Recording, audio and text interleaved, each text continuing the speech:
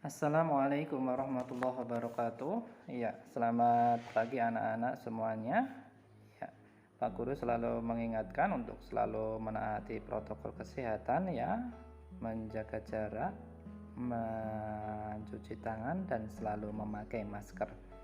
Ya, anak-anak, untuk pembelajaran hari ini ya, kita akan belajar di tema 1, subtema 2, pembelajaran 4 dan 5 ya. Nanti materinya contoh kerjasama, kemudian manfaatnya, kemudian serta keragaman agama di Indonesia. Ya. Untuk tujuan pembelajaran hari ini, nanti yang pertama anak-anak bisa menentukan gagasan pokok dan kalimat pendukung dalam sebuah paragraf atau sebuah cerita yang sudah dibaca ya. Kemudian anak-anak juga bisa menjelaskan contoh kerjasama dan fungsinya. Anak-anak bisa menceritakan keragaman agama yang ada di Indonesia. Nah, anak-anak, untuk literasi hari ini yaitu Hari Raya Waisak ya, bisa diakses di link yang saya bagikan ini ya, diakses sendiri atau juga bisa kita baca bersama-sama melalui video berikut ini. Ya, untuk literasi hari ini yaitu berjudul Hari Raya Waisak. Ya, dari gambar berikut bisa kita cermati ya, adalah kegiatan yang dilakukan oleh umat agama Buddha. Ya, biasanya ini dilakukan di tempat tertentu. Ya, umat Buddha di setiap daerah memiliki tradisi tersendiri dalam merayakan Waisak. Umat Buddha di Indonesia biasanya akan merayakan Waisak dengan mengadakan festival lampion di Candi Borobudur, Magelang, Jawa Tengah. Ribuan lampion kertas diterbangkan ke langit pada malam hari. Biasanya umat Buddha akan pergi ke kuil lokal. Bahkan beberapa di antaranya tinggal di kuil sepanjang hari, dan pada saat malam bulan purnama mereka melakukan meditasi, merenungkan ajaran Buddha, membawa persembahan kuil dan berbagai makanan ke orang-orang. Pada saat Hari Raya Waisak, umat Buddha biasanya mendekorasi rumahnya dengan lentera. Mereka juga akan mengenakan pakaian putih, bertukar kartu ucapan juga biasa dilakukan dengan teman dan keluarga pada Hari Raya Waisak. Selain perayaan tersebut, umat Buddha juga biasa melakukan upacara Bathing the Buddha pada hari Waisak. Upacara ini dilakukan untuk memperingati saat air mengalir di atas bahu Buddha untuk mengingatkan orang-orang agar menjernihkan pikiran mereka dari pikiran negatif seperti keserakahan dan kebencian. Nah, anak-anak, demikian adalah literasi pada kegiatan pembelajaran hari ini. Nah, kegiatan yang selanjutnya yaitu kita akan membaca teks berjudul Perbedaan Tidak Menghalangi Kerjasama pada halaman 54 di buku PR-nya masing-masing. Nah, anak-anak, silahkan nanti ini ya dibaca, kemudian dicermati baik-baik ya. Setiap paragraf ini pasti ada gagasan pokok dan gagasan pendukungnya. Dari keempat paragraf ini 1, 2, 3, 4 ya, silahkan ditulis untuk setiap ide pokoknya dan kalimat pendukungnya satu saja ya. Jadi begini, misalkan ditulis paragraf 1, ide pokok titik 2 ditulis, kemudian kalimat pendukung titik 2 ditulis, cukup satu saja, tidak harus semua kalimat pendukung ditulis. Demikian untuk paragraf 2, 3, dan 4. Nanti kalau sudah selesai, kemudian hasilnya dikirim ke WA-nya Pak Guru. Nah, anak-anak, ya, ini adalah langkah-langkahnya ya. Membaca cerita dulu berjudul Perbedaan Tidak Menghalangi Kerjasama pada halaman 54 buku PR. Kerjakan, tulis ide pokoknya, tulis juga satu saja contoh kalimat pendukung setiap paragraf, tulis di buku tulis, kemudian foto dan kirim ke WA-nya Pak Guru. Nah, anak-anak, dalam penerapan sikap kerjasama yang dilakukan tadi ya, teks yang berjudul Perbedaan Tidak Menghalangi untuk Kerjasama ya, ini adalah contoh penerapan sikap kerjasama dalam kehidupan sehari-hari. Contohnya apa? Yang pertama ada gotong royong ya. Gotong royong itu macam-macam ya, ada yang membangun tempat ibadah, kemudian gotong royong membangun rumah, kemudian gotong royong hajatan masyarakat di sekitar ya. Kemudian contoh penerapan sikap kerjasama yang lain seperti kerja bakti, membersihkan lingkungan ya, itu yang gambar yang ada di tengah itu ya, yang ini. Kemudian contoh yang ketiga adalah pos kamling atau pos ronda yang dilakukan orang tua kita masing-masing, itu juga merupakan namanya adalah sikap kerjasama dalam kehidupan sehari-hari. Nah, anak-anak, manfaat kerjasama itu apa? Yang pertama, pekerjaan cepat selesai. Kemudian yang kedua, pekerjaan menjadi ringan. Kemudian tujuan dari kerja bakti atau kerjasama ya, semuanya itu yang pertama tujuannya lingkungan pasti akan menjadi bersih. Kemudian menghemat kas juga, menghemat biaya maksudnya ya, menghemat kas Karang Taruna, kas desa, kas masyarakat dan lain-lain. Kemudian silaturahmi juga ya. Kenapa kok silaturahmi?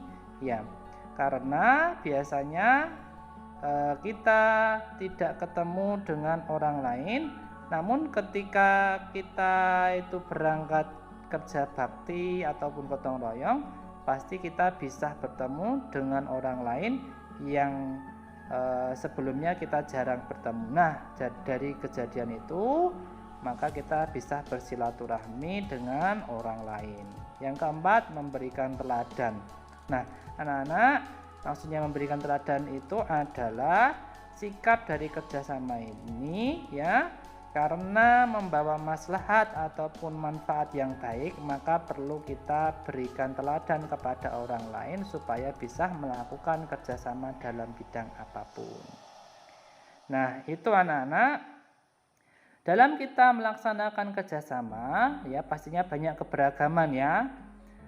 Keberagaman yang ada di Indonesia yaitu salah satunya masalah keberagaman agama ya.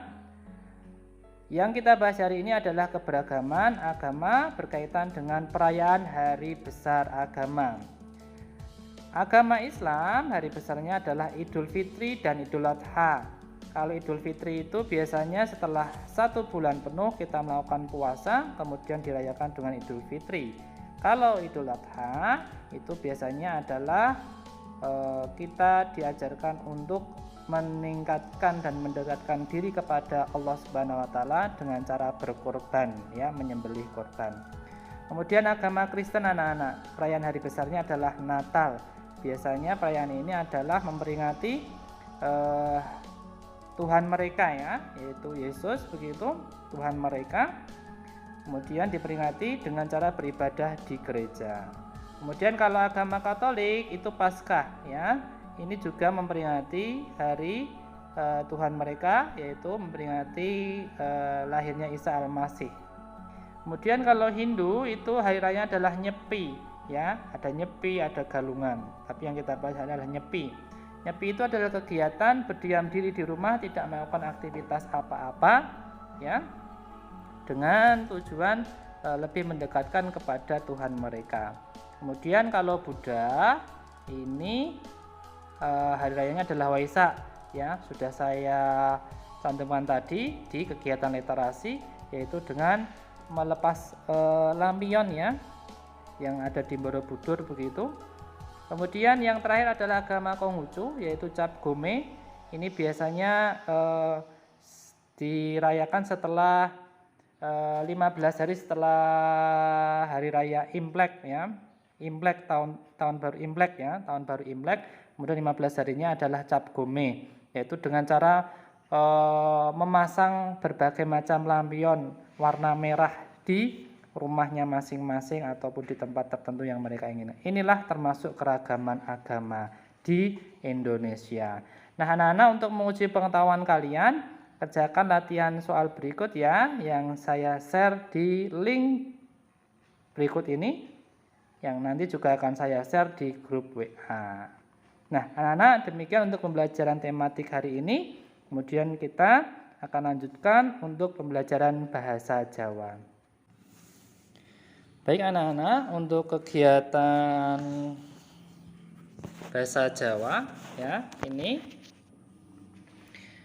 silakan anak-anak untuk geguritan ini ya, yang berjudul Puspo Saking Kang Putra. Ya, ini ditulis di buku tulisnya masing-masing ya. Yang membuat adalah Harum Sunyo Iswaro. Ya, ini berjudulkan itu ya. Ibu kula putra panjenengan marak sowan ibu wonten ing dinten menika. Dinten tanggap warsa panjenengan. Ibu kula dereng saged bekti, namung setunggal puspa saking Kang Putra mugi saged ngrenggani manah panjenengan. Ibu sampun sekawan dasa taun yuswanipun ibu. Kula Kang Putra namung saged ndonga mugi ibu panjang yuswa. Nah, dari kegiatan geguritan ini silahkan nanti ditulis di buku tulisnya masing-masing ya.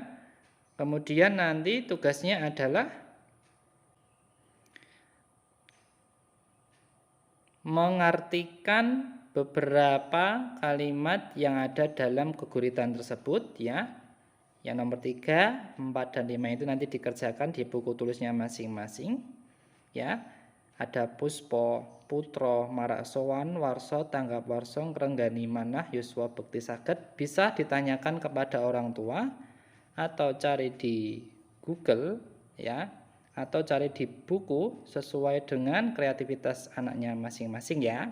Kemudian yang nomor 4 itu adalah anak-anak disuruh untuk membuat kalimat contohnya ya. Tulodo katanya itu kata putra.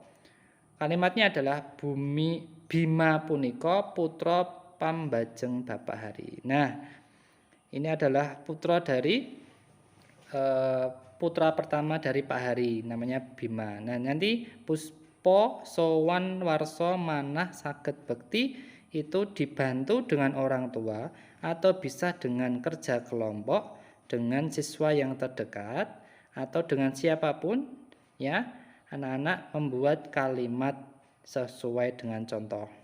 Kemudian yang terakhir yaitu anak-anak disuruh untuk menjawab pertanyaan berkaitan dengan geguritan tadi ya. Yang pertama irah-irahan. Irah-irahan itu artinya judul ya, judul geguritan ing dhuwur itu apa?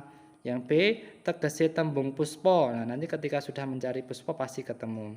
Kemudian geguritan mau sejatine ketujuake marang sapa? Nah, geguritan tadi ditujukan untuk siapa? Yang membuat kan tadi anak. Kemudian ditujukan kepada siapa? Nah, silahkan diisi ya. Kemudian piro yuswane ibu manut geguritan mau? Nah, dijawab juga sesuai dengan geguritan yang ada tadi, berapa usia ibu. Yang terakhir pitutur luhur. Pitutur luhur itu adalah pesan yang terdapat pada geguritan itu. Nah, silakan nanti anak-anak dipun tulis teng bukune piyambak-piyambak teng griya. Mangke nak ampun rampung dikirim di WA-nya Pak Guru.